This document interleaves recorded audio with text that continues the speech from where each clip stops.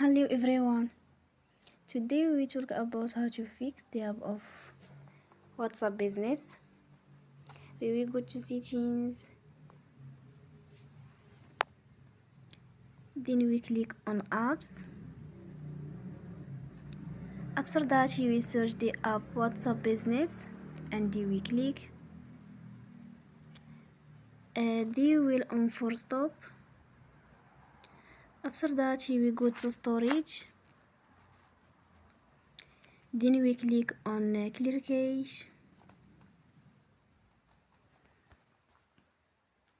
In the end you will turn your Wi-Fi and you will turn again. Don't forget to support us by like and subscribe. See you next time and thank you for watching.